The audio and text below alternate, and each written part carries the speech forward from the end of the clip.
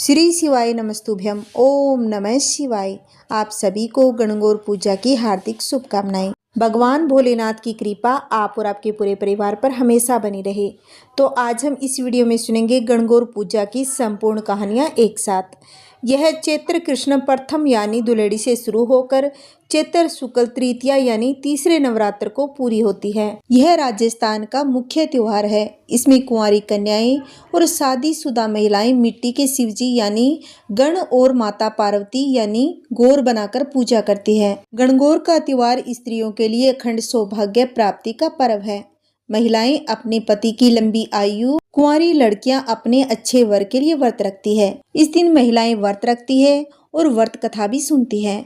तो आइए भक्तों, पूरी श्रद्धा प्रसन्नचित्त मन से इस कथा को सुनते हैं। सभी महिलाएं कथा सुनने से पहले हाथ में आखे यानी गेहूं के दाने लेकर ही कथा सुने। एक बार भगवान शंकर तथा माता पार्वती जी नारद जी के साथ भ्रमण को निकले। चलते चलते वे चैत्र शुक्ल तृतीया के दिन एक गांव में पहुंच गए। उनके आगमन का समाचार सुनकर गांव की श्रेष्ठ कुलीन स्त्रियां उनके स्वागत के लिए स्वादिष्ट भोजन बनाने लगी। भोजन बनाते बनाते उन्हें काफी विलंब हो गया, किंतु साधारण कुल की स्त्रियां श्रेष्ठ कुल की स्त्रियों से पहले ही थालियों में हल्दी तथा अक्षत लेकर पूजन हेतु पहुंच गई। पार्वती जी ने उनके पूजा भाव को स्वीकार करके सारा सुहाग रस उन पर छिड़क दिया। वे अटल सुहाग प्राप्ति का वरदान पाकर लौटी। तत्पश्चात उच्च कुल की स्त्रियां अनेक प्रकार के पकवान लेकर गौरी जी और शंकर जी की पूजा करने पहुंची। सोने चांदी से निर्मित उनकी थालियों में विभिन्न प्रकार के पदार्थ थे। उन स्त्रियों को देखकर भगवान शंकर ने पार्वती जी से कहा, तुमने सारा सुहाग रस तो साधारण कुल की स्त्रियों को ही दे दिया, अब इन्हें क्या दोगी? पार्वती जी ने उत्तर दिया कि हे प्राणनाथ, आप इसकी चिंता मत करिए। उन स्त्रियों को मैंने केवल ऊपरी पदार्थों से बना रस दिया है, इसलिए उनका रस धोती से रहेगा। परंतु मैं इन उच्च कुल की स्त्रियों को अपनी उंगली चीरकर अपने रक्त का सुहाग रस दूंगी। यह सुहाग रस जिसके भाग्य में पड़ेगा वह तन मन से मुझ जैसी सौभाग्यवती हो जाएगी। जब स्त्रियों ने पूजन समाप्त कर दिया तब पार्वती जी ने अपनी उंगली चीरकर उन पर छिड़क दी। जिस पर जैसा छींटा पड़ा उसने वैसा ही सुहाग पा लिया। तत्पश्चात भगवान शिव की आज्ञा से पार्वती जी ने नदी तट पर स्नान किया और बालू की शिव मूर्ति बनाकर पूजन करने लगी। पूजन के बाद बालू के पकवान बनाकर शिव जी को भोग लगा दिया। प्रदक्षिणा करके नदी तट की मिट्टी से माथे पर तिलक लगाकर 2 कण बालू का भोग लगाया। इतना सब करते करते पार्वती को काफी समय लग गया। काफी देर बाद जब वे लौटकर आई तो महादेव जी ने उनसे देर से आने का कारण पूछा। उत्तर में पार्वती जी ने झूठ ही कह दिया कि वहां मेरे भाई भावज आदि मायके वाले मिल गए थे, उन्हीं से बातें करने में देर हो गई। परंतु महादेव तो महादेव ही थे, वे कुछ और लीला रचना चाहते थे। अतः उन्होंने पूछा, पार्वती जी तुमने नदी के तट पर पूजन करके किस चीज का भोग लगाया था और स्वयं कौन सा प्रसाद खाया था? पार्वती जी ने झूठी बोल दिया कि स्वामी, मेरी भावज ने मुझे दूध भात खिलाया, उसे खाकर मैं सीधी यहाँ चली आ रही हूँ। यह सुनकर शिव जी भी दूध भात खाने की लालच में नदी तट की ओर चल दिए। पार्वती जी दुविधा में पड़ गई। तब उन्होंने मौन भाव से भगवान भोले शंकर का ही ध्यान किया और प्रार्थना की, हे भगवान, यदि मैं आपकी अन्यदासी हूँ तो आप इस समय मेरी लाज रखिए। यह प्रार्थना करती हुई पार्वती जी भगवान शिव के पीछे पीछे चलती रही। उन्हें दूर नदी के तट पर माया का महल दिखाई दिया। उस महल के अंदर पहुंचकर वे देखती है कि वहां शिव जी के साले सालियां आदि सब परिवार उपस्थित थे। उन्होंने गौरी तथा शंकर का भाव भीना स्वागत किया। वे 2 दिनों तक वहां पर रहे। तीसरे दिन पार्वती जी ने शिव जी से चलने के लिए कहा, पर शिव जी तैयार न थे, वे अभी और रुकना चाहते थे। तब पार्वती जी रूठकर अकेले ही चल दी। ऐसी हालत में भगवान शिव जी को पार्वती के साथ चलना पड़ा। नारद जी भी साथ साथ चल दिए। चलते चलते वे बहुत दूर निकल आए।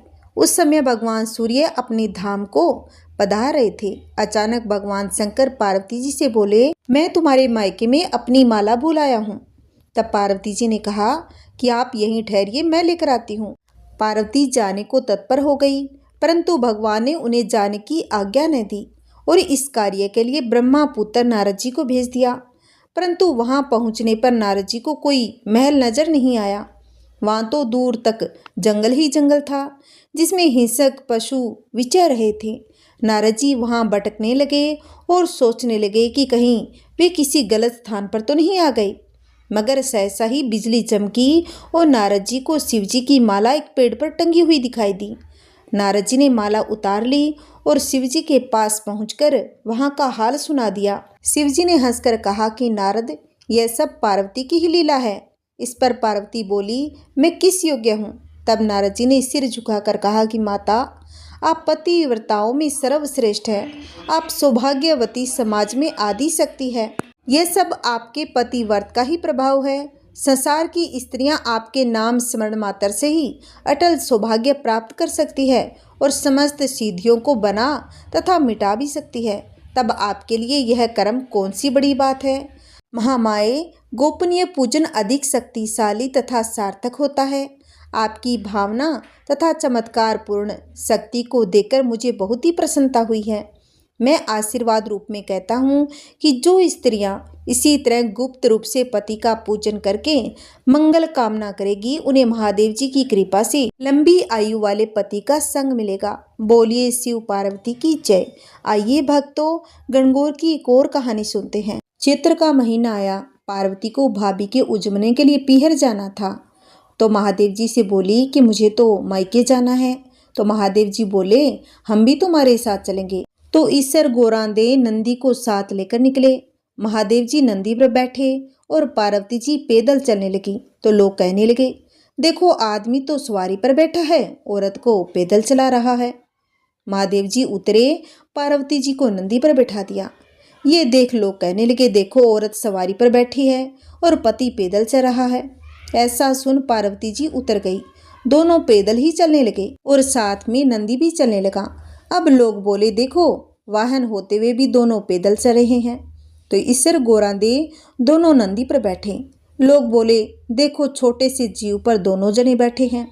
पार्वती बोली कि भगवान, दुनिया कैसी है, नंदी पर बैठने नहीं दे और पैदल भी नहीं चलने दे रहे। ईसर जी बोले, पार्वती ये संसार है, यहाँ ऐसे ही होता है। आगे गए तो एक गाय उठती बैठती बेचैन हो रही थी। गोरांदे पूछने लगी कि भगवान, ये गाय कष्ट में है। तो ईसर जी बोले, इसके बछड़ा होने वाला है।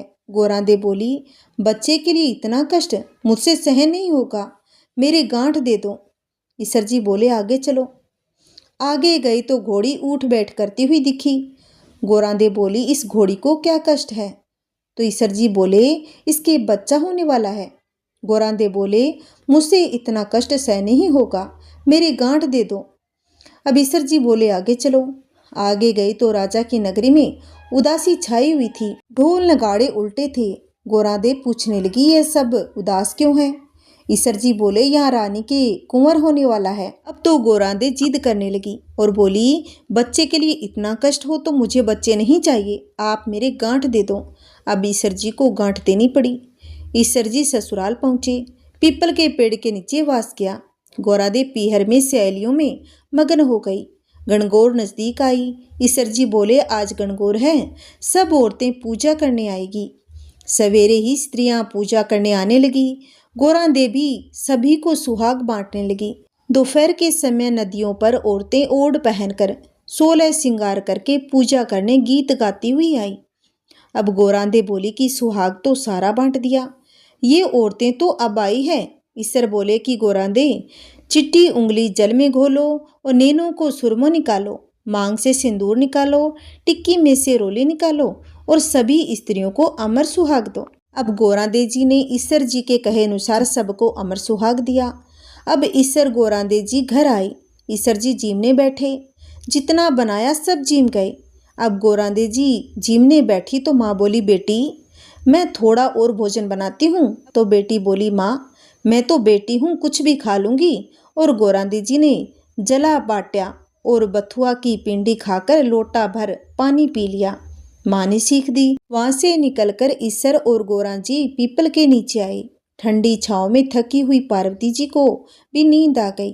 ईश्वर जी ने पार्वती जी के पेट की ढकनी खोली तो देखा तो जला हुआ बाट्या व बथुए की पिंडी थोड़े से पानी के साथ पड़ी थी। ईश्वर जी ने ढकनी वापस ढक दी। पार्वती जी जागे तो ईश्वर जी ने पूछा कि गोरा क्या क्या जीमा। गोरांदे जी बोली, ईश्वर जी जो आपने जीमा वही हमने जीमा। ईश्वर कहने लगे, पार्वती सच सच बोलो। अब गोरांदे बोली कि माँ रसोई में भेद थोड़ी करेगी। ईश्वर जी बोले, देखो गोरांदे, तुम्हारे पेट में तो जला बाट्या और बथुआ की पिंडी के अलावा थोड़ा जल है। गोरांदी बहुत नाराज हो गई और बोली, देखो भगवान, आज तो आपने मेरी पेट की ढकनी खोली, ऐसा जगत के साथ मत करना।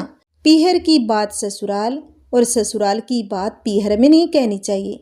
पार्वती इतना बोली। ईश्वर गोरांदे जी वापस कैलाश पर्वत के लिए निकल गए। आगे देखा राजा के यहाँ सहनाइयाँ बज रही थी, लोग खुशियाँ मना रहे थे। रानी बहुत खुश थी। गोरांदे बोली कि कुंवर होने पर इतनी खुशी होती है, आप मेरी गांठ कृपा करके खोल दीजिए। ईश्वर जी बोले, पार्वती मैंने पहले ही कहा था मेरी गांठ खोले नहीं खुलेगी। आगे घोड़ी के बच्चा हुआ, वह अपने बच्चे को प्यार से चाट रही थी, वह बहुत ही प्रसन्न थी। और पार्वती बोली कि हे स्वामी आप मेरी गांठ खोलो। महादेव जी बोले, ये गांठ नहीं खुलेगी।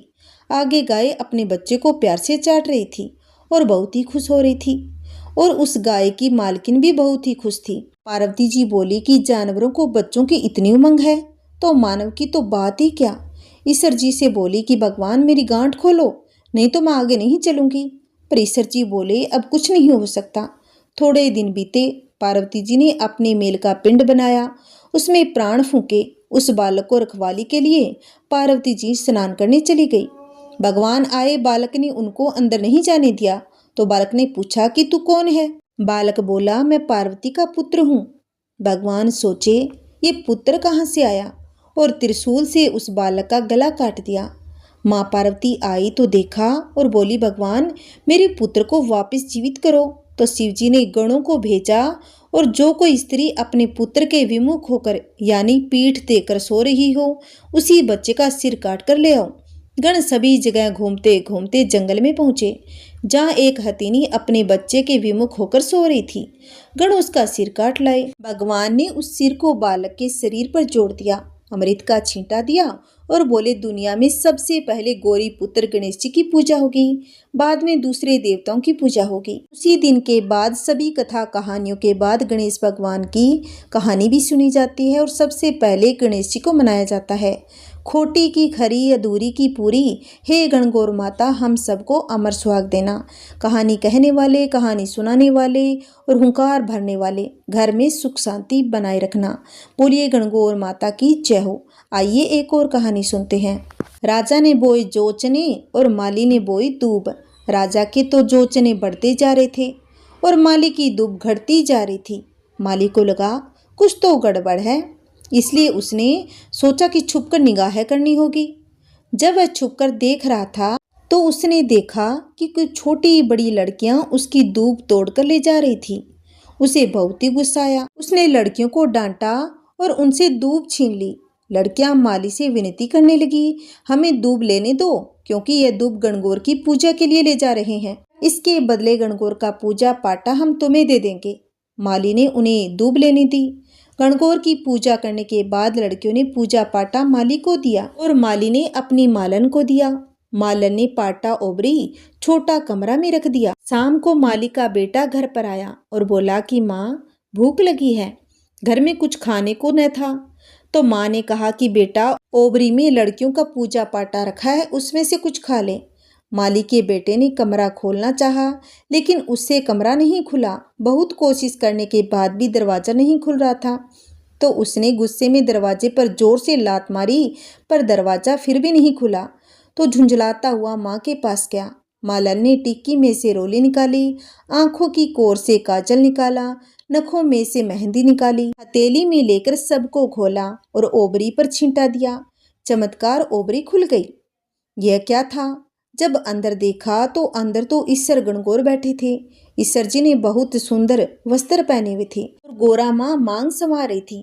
पूरी ओबरी में अन्न के भंडार भरे थे। माली के बेटे मालन को तथा माली को ईश्वर गौर के साक्षात दर्शन हुए। जिस प्रकार माली के परिवार को गणगौर माता ने दर्शन दिए, उसी प्रकार सबको दर्शन हो और ईश्वर जी जैसा भाग हो और गोरा जैसा सुहाग मिले। बोलिए गणगौर और ईश्वर जी की जय हो। जय श्री कृष्णा। राधे राधे। ये अब सुनते हैं गणेश भगवान की कहानी। एक गांव में एक बुढ़िया रहा करती थी। उसकी एक बहू थी। उसकी बहू थोड़ी मंदबुद्धि की थी, जो अपनी भूख बर्दाश्त नहीं कर पाती थी और हमेशा खाने के लिए उतारू रहती थी। वह सबसे पहले उठकर खाना खाती थी, फिर घर के अन्य काम किया करती थी। एक दिन बुढ़िया ने अपने घर में पूजा करवाने का सोचा, लेकिन वह थोड़ी परेशान थी क्योंकि उसकी बहू अगली सुबह उठते ही खाने के लिए दौड़ती और पूजा के लिए बनाए गए सारे पकवान को जूठा कर देती थी। अपनी बहू को पूजा के लिए बनाए गए पकवान से दूर रखने के लिए बुढ़िया ने एक तरीका अपनाया। पूजा वाली सुबह उसने एक मटका लिया, उसके नीचे एक छेद कर दिया और अपनी बहू से बोली कि बेटा, आज घर में पूजा है, इसलिए खाना खाने से पहले पानी भर ले आओ। बहू भी चालाक निकली। उसने देख लिया था कि आज तो माँ जी ने मटके के नीचे छेद कर दिया है, इसीलिए वह अपनी साड़ी में आटा बांधकर पनगढ़ पर चली गई। वहां उसने आटा निकाला और कुएं से पानी की मदद से बाटियां बनाने लगी। कुएं के पास एक शमशान घाट था, जहां चिता जलाई जा रही थी। बहू ने उसकी आंच में अपनी बाटियां सेक ली। उसकी बाटियां सूखी थी तो वह पास ही की गणेश जी का मंदिर था। वह मंदिर में चली गई और गणेश जी को किसी ने चोला चढ़ाया था। उसने देखा कि गणेश जी की तोंद पर घी लगा हुआ था। उसने उस घी को अपनी बाटी पर लगा लिया। उसका भोग गणेश जी को लगाकर वह बाटी स्वयं खा ली और घर वापस आ गई। बहू की इस हरकत पर गणेश जी को बहुत ही गुस्सा आया। उन्होंने गुस्से में आकर अपने नाक पर उंगली चढ़ा ली। जब गांव वालों ने देखा कि गणेश जी ने अपनी नाक के ऊपर उंगली चढ़ा ली है, तो उन्हें मनाने के लिए बहुत जदोजहद प्रयत्न किया गया, लेकिन गणेश जी ने अपनी उंगली वापस नहीं उतारी। जब यह बात राजा को पता चली तो राजा ने बड़े बड़े पंडित और ज्योतिषियों को बुलाया और हवन करवाया, लेकिन गणेश जी नहीं माने। अब राजा ने पूरे राज्य में मुनादी करवा दी, जो भी गणेश जी की नाक से उंगली हटाएगा उसे 5 गांव जागीर में दे दिए जाएंगे। अब राज्य में सभी लोग अपनी अपनी तरफ से प्रयास करने लगे, पर गणेश जी ने नाक से उंगली नहीं हटाई। सब थक हार गए। आखिर में डोकरी की बहू बोली, माँ जी, आप कहो तो मैं गणेश जी की नाक से उंगली हटा सकती हूँ। तो वह वृद्धा हंसने लगी। बड़े बड़े पंडित और ज्योतिष गणेश जी की उंगली नहीं हटा पाए, यह कैसे हटा देगी? परंतु हो सकता है ऐसा हो जाए। तभी एक आदमी ने कहा, एक बार इसे भी मौका दो, इसे भी प्रयास कर लेने दो, हो सकता है यह गणेश जी की नाक से उंगली हटा दे। बहू ने कहा, पर मेरी एक शर्त होगी। तब लोगों ने कहा कि ठीक है, कौन सी शर्त? वह कहने लगी, घर से मंदिर तक पर्दा लगाया जाए। अब बहू के कहे अनुसार मंदिर तक पर्दा लगाया गया। अब बहू ने अपने घाघरे यानी पेटीकोट में धोवना, जो कपड़े धोने का होता है, छिपाकर मंदिर गई। धोवना निकालकर बोली, क्यों रे गणेश जी, मैं मेरे घर से तो आटा लाई, पनघट पर आटो ओसन के उनकी बाटियां बनाई, थारी तोन से जरा सा घी क्या ले लिया, तूने तो नाक पर उंगली चढ़ा ली। नाक पे से उंगली हटा लेगा या दूं तेरे को एक धोने की, तेरा टुकड़ा टुकड़ा हो जाएगा। बहू की बात सुनकर गणेश जी डर गए। उन्होंने सोचा, या तो बावली सही, कहीं मार देगी तो मैं क्या करूंगा, इसका कोई भरोसा नहीं। गणेश जी ने फट से नाक से उंगली हटा ली। अब पूरे गांव में डोकरी की बहू की जय जयकार होने लगी कि डोकरी की बहू ने गणेश जी की नाक से उंगली हटवा दी। राजा ने अपने आदेश के अनुसार 5 गांव जागीर में दिए। हे गणेश जी महाराज, जैसे उस डोकरी की बहू पर टूटे वैसे सभी पर टूटना। कहानी कहने वाले, कहानी सुनने वाले, हुंकार भरने वाले सभी के घर में सुख शांति बनाए रखना। बोलिए गणेश महाराज की जय हो। आइए अब सुनते हैं लपसी तपसी की कहानी, जो हर कथा कहानी के बाद सुननी चाहिए। एक लपसी था, एक तपसी था। दोनों हमेशा तपस्या में लीन रहा करते थे। जबकि लपसी रोजाना 1.25 सेर की लपसी बनाकर भगवान को भोग लगाकर स्वयं भोजन करता था। एक दिन दोनों में लड़ाई हो गई। लपसी बोला, मैं बड़ा हूँ, और तपसी बोला कि मैं बड़ा हूँ। इतने में वहां से अचानक से नारद जी आ गए। नारद जी बोले कि आप दोनों लड़ क्यों रहे हो? लपसी और तपसी दोनों ने नारद जी से पूछा, नारद जी आप बताइए कि हम में से कौन बड़ा? नारद जी ने कहा, इस समय मैं तो जल्दी में हूँ, इस बारे में आपको मैं कल बताऊंगा। और यह कहकर नारद जी वहां से चले गए। दूसरे दिन जब नारद जी आए, उन्होंने एक एक कीमती रतन जड़ित अंगूठी उनके आगे रख दी। तपसी ने झट से अपने घुटने के नीचे अंगूठी छिपा ली और मन में सोचा कि इसे बेचकर बहुत सारा धन मिलेगा, जिससे यज्ञ करूंगा, अपने आप ही बड़ा बन जाऊंगा। लपसी ने रतन जड़ित अंगूठी देखी तो सोचने लगा, इसे अपने पास रखूंगा तो कोई आकर गर्दन काट देगा। ऐसा सोचकर लपसी ने वह रतन जड़ित अंगूठी गांव के सरपंच को दे दी। फिर नारद जी आए और तपसी से बोले कि तेरे घुटने के नीचे क्या है। तपसी ने घुटना उठाकर देखा तो वहां अंगूठी निकली।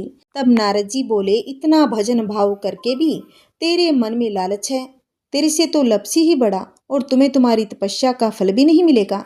तपसी शर्मिंदा होकर नारद जी से माफी मांगने लगा।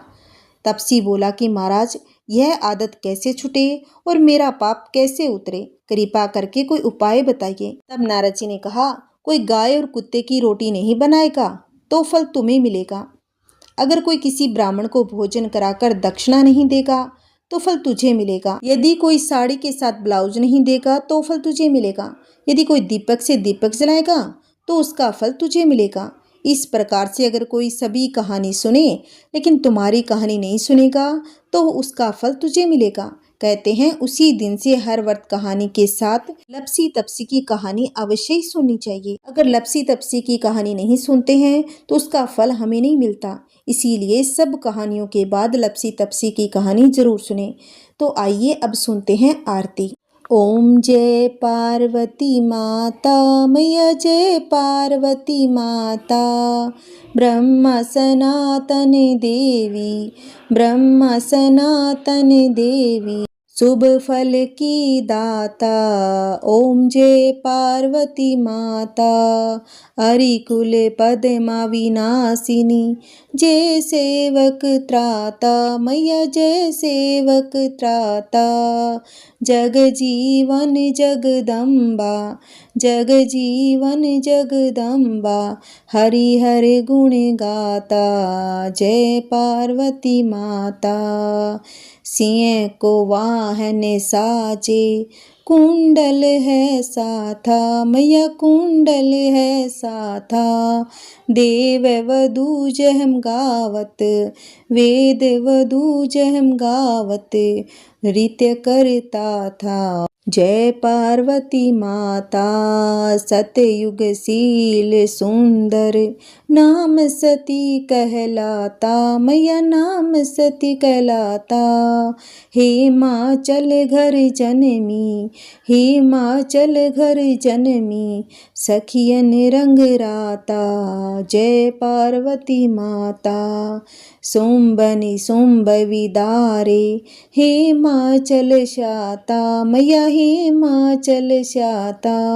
सहस भुजा तनु धरि के, सहस भुजा तनु धरि के, चक्र लियो हाता। जय पार्वती माता। सृष्टि रूप तुहि जननी, शिव संग रंग राता, मैया शिव संग रंग राता।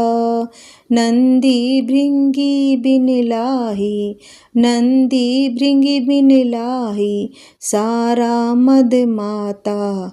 जय पार्वती माता। देवन अर्ज करत, हम चित को लाता, मैया हम चित को लाता।